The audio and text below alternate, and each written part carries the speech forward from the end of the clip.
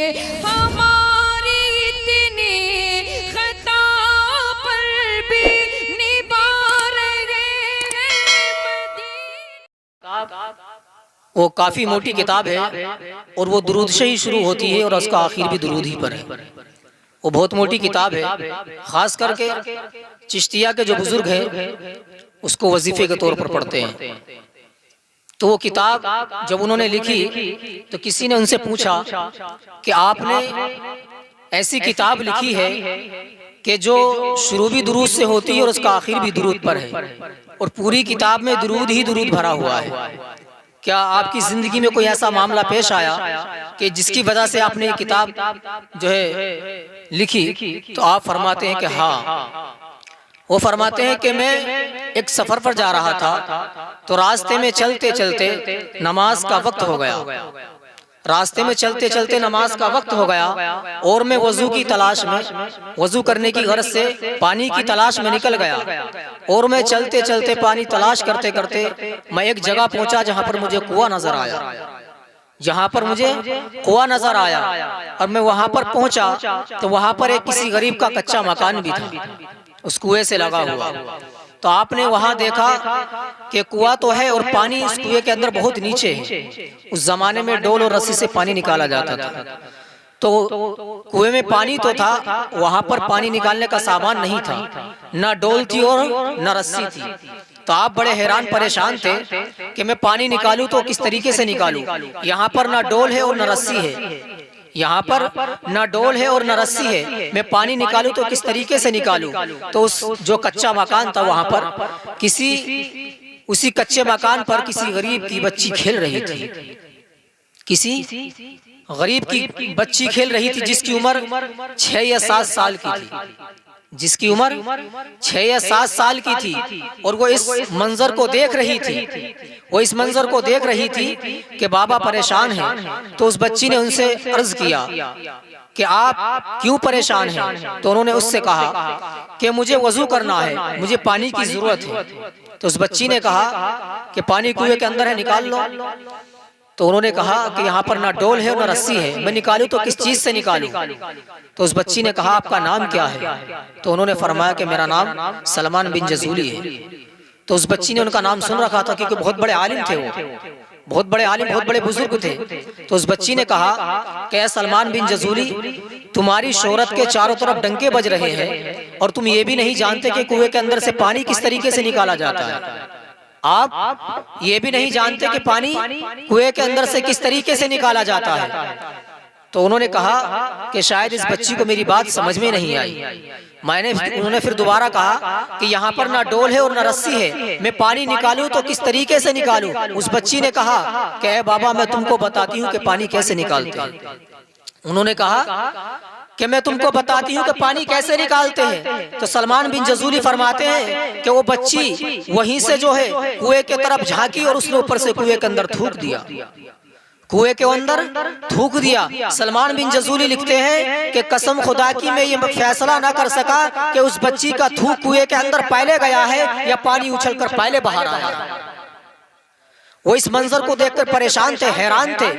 उन्होंने कहा कि ऐ बच्ची, अब मैं वजू तो बाद में करूंगा, अब पहले तू ये बता इस छोटी सी उम्र में तूने ये मर्तबा कैसे हासिल कर लिया, इस मकाम पर तू कैसे फाइज हो गई। तेरी उम्र 6 या 7 साल की उम्र है और तूने इस छोटी सी उम्र में इतना बड़ा मकाम हासिल कर लिया। अब मैं वजू बाद में करूंगा, पहले तुम इसका कोई माजरा बताओ, क्या चीज है, कौन सा वजीफा है जिसकी वजह से रब तबारक व तआला ने तुम्हें ये मकाम अता फरमाया। बेशक। तो उस बच्ची ने कहा कि आप ये भी नहीं जानते, उस बच्ची ने कहा कि आप ये भी नहीं जानते कि ये मकाम और मर्तबे कहाँ से मिलते हैं। तो कहा कि मैं जानता तो हूँ लेकिन शायद पहचानती तू ज्यादा है। मैं जानता तो हूँ लेकिन पहचानती तू ज्यादा है। तो उस बच्ची ने कहा ये मेरा वजीफा है कि मैं जब भी कोई काम करती हूँ, जब भी मैं कोई काम करती हूँ तो अपने आका पर दुरूद व सलाम पढ़ती रहती हूँ, अपने आका पर दुरूद व सलाम पढ़ती रहती हूँ। सिर्फ यही दुरूद व सलाम पढ़ने की बरकतें हैं जो रब तबारक व तआला ने मुझे इस मनसब पे फाइज फरमा दिया। हजरात पे सलमान बिन जजूली के दिमाग में बात आई तो उन्होंने वहीं पर बैठकर कसम खाई कि एक ऐसी किताब लिखूंगा जो दुरूद से भरी होगी। ये वाला दुरूद जो उसका बच्ची का जो विर्द था वो दलाइल खैरात शरीफ जो किताब है उसमें मौजूद है। वो हजरात, मैंने अपनी तकरीर का जो मौजू सुखन बनाया, लक़द खलक़नल इंसान फ़ी अहसनि तक़वीम, रब तबारक व तआला ने इस आयत में इंसान के कमाल और उसके हुस्न को बयान किया है, यानी किस सूरत और किस हुस्न के साथ रब तबारक व तआला ने इंसान को पैदा फरमाया।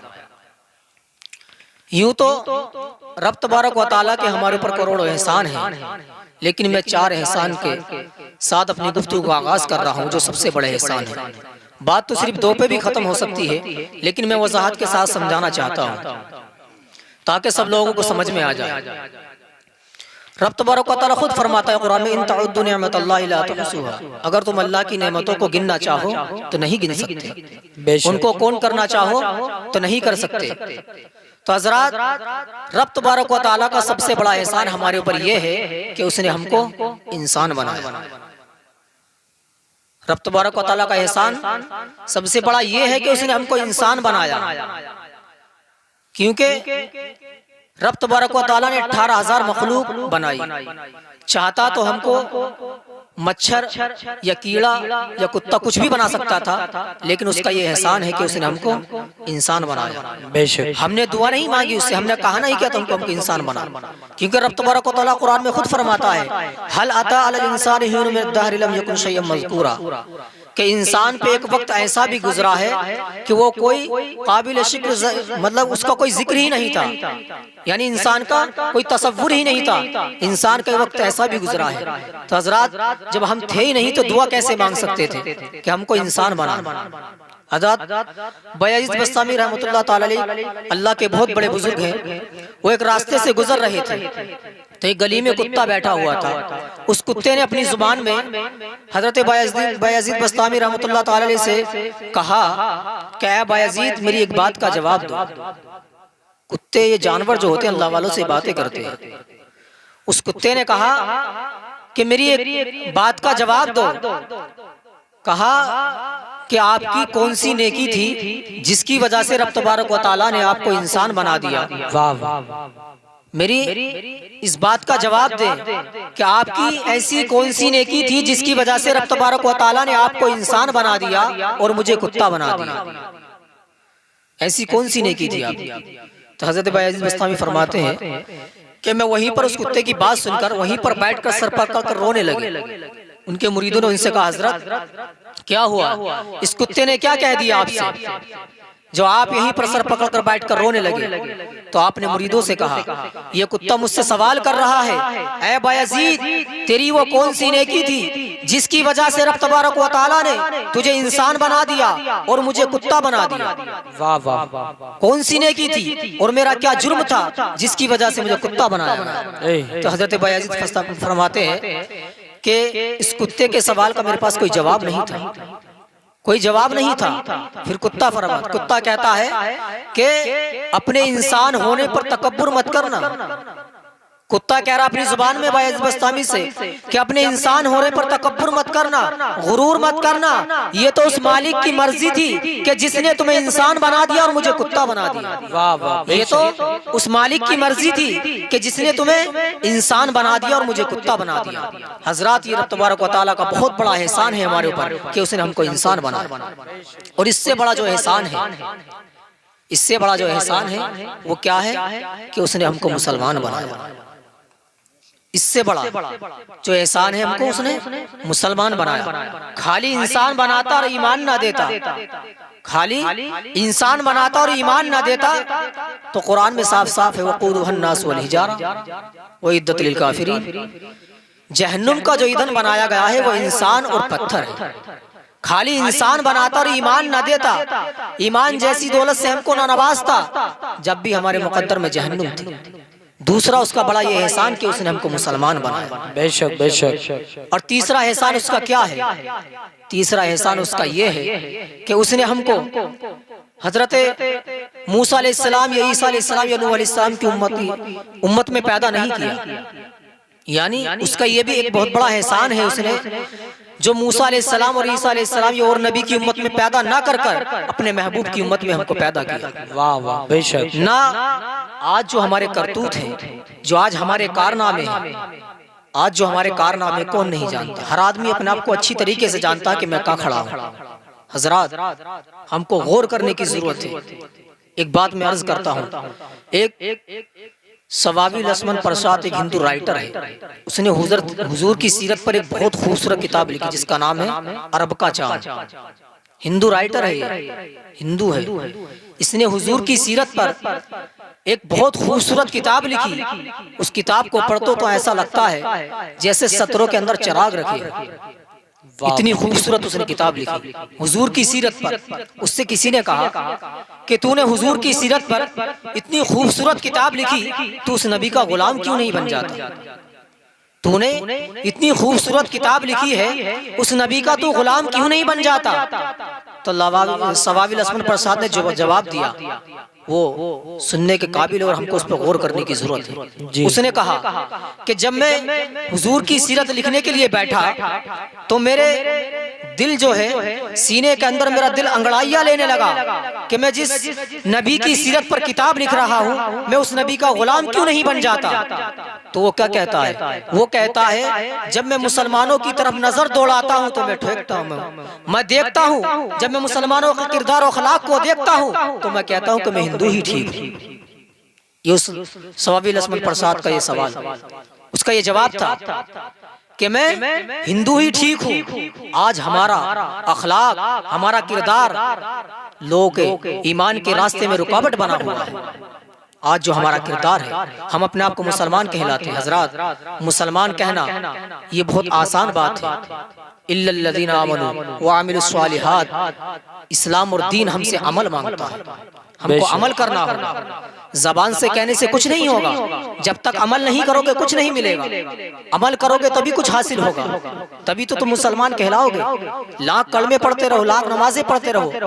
अरे जब ये दीन फैला, जे इस दुनिया में कुफ्र ही कुफ्र था। जब हुजूर ने इस दीन की तबलीग की तो किस तरीके से तबलीग की? अरे लोग तो ये कुरान जो हिदायत के लिए आया, जो लोग कुरान को पढ़ पढ़ कर मुसलमान होते थे, फिर लोगों ने सोचा कि इस कुरान की तरफ से अब हमको जो है इस कुरान की तरफ नजर नहीं करनी है, क्योंकि जो कुरान की आयतों को सुनता है वो जो है ईमान से मालामाल हो जाता है, हुजूर का कलमा पढ़कर मुसलमान हो जाता है। अब लोगों ने कुरान की तरफ से आंखें बंद कर ली, लोगों ने कुरान की तरफ से आंखें बंद कर ली। लेकिन जो हुजूर ने अपने सहाबा की जो तरबियत की, हुजूर ने जो अपने सहाबा को जिंदगी में जो हुजूर ने अपने सहाबा को जो जिंदगी के ऐसे सांचे में ढाला था, यानी वो चलते फिरते ऐसे लगते थे जैसे कोई कुरान चल रहा है। उस कुरान से तो लोग आंखें बंद कर सकते थे, लेकिन जो लोगों की जिंदगियों से कुरान छलक रहा था, दीन छलक रहा था, उससे कैसे आंखें बंद करते? अब लोग सहाबा इकराम की जिंदगियों को देखते, उनका चलना फिरना उठना बैठना, इसको देखते और कलमा पढ़ पढ़ कर मुसलमान हो जाते। आज हमारा किरदार, अखलाक लोगों के ईमान के रास्ते में रुकावट बना हुआ है, रुकावट बना हुआ है। हजरात गौर करने की जरूरत है। रो रही है आज एक टूटी हुई मीना उसे, रो रही है आज एक टूटी हुई मीना उसे, कल तलक गर्दिश में जिस साकी के पैमाने रहे, कल तलक गर्दिश में जिस साकी के पैमाने रहे, खैर तू साकी सही लेकिन पिलाएगा किसे, खैर तू साकी ही सही लेकिन पिलाएगा किसे। अब ना मैकश रहे बाकी ना मैं खाने रहे, अब ना मैकश रहे बाकी ना मैं खाने रहे। रो रहे हैं आज वो दस्ते जुनू परवर जहां, रो रहे हैं आज वो दस्ते जुनू परवर जहां, रक्श में लैला रही और लाला के दीवाने रहे, रक्श में लैला रही और लाला के दीवाने रहे। वाय नाकामी मताए कारबा जाता रहा, वाय नाकामी मताए कारबा जाता रहा, कारबा के दिल से एहसास जिया जाता रहा, कारबा के दिल से एहसास जिया जाता रहा। हजरात हमको अमल करने की जरूरत है। जब तक हम अमल नहीं करेंगे जब तक हम सच्चे मुसलमान नहीं हो सकते। आदमी जबान से तो बहुत कुछ कहता है, जबान से बहुत कुछ कहता है, लेकिन दीन हमसे अमल मांगता है, दीन हमसे अमल मांगता है। जब तक हम अमल नहीं करेंगे जब तक कामयाब नहीं हो सकते। तीसरा एहसान हुजूर का क्या कि अल्लाह का जो तीसरा एहसान है, हुजूर की उम्मत में हमको पैदा किया।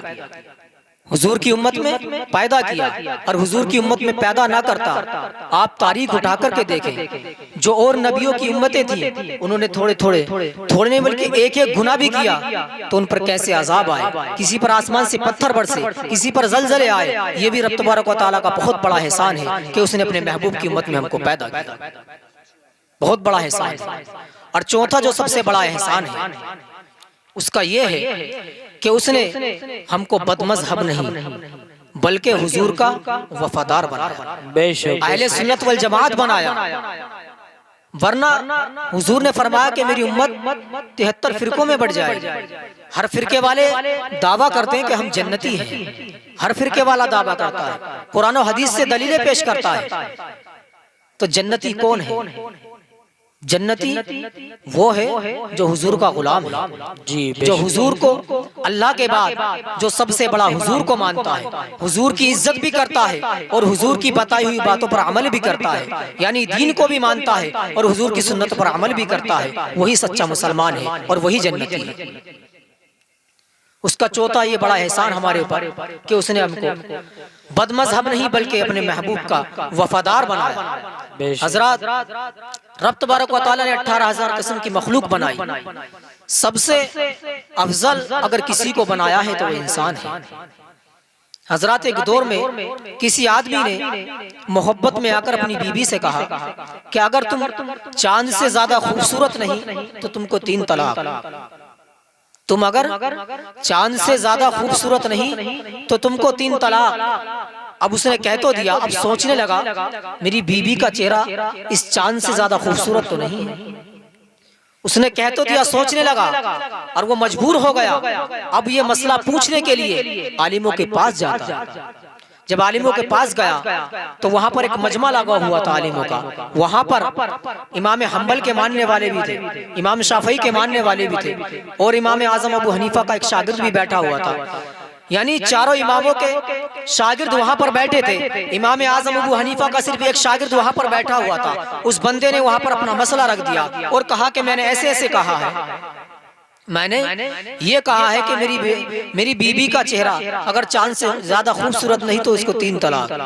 उसने कह तो दिया, मसला पूछने लगा। अब वो इमाम शाफई, मालिक और हम्बली जो थे उन्होंने कहा कि तलाक हो गई। उन्होंने कहा कि तलाक हो गई क्योंकि तुम्हारी बीबी का चेहरा चांद से ज्यादा खूबसूरत तो नहीं है। तो उसने कहा कि आप तीनों बोले, ये चौथे आलिम नहीं बोले, क्या वजह? उनसे कहा कि आप क्यों नहीं बोले? तो उन्होंने कहा कि तुम तीनों गलत बोले, मैं इसलिए नहीं बोला।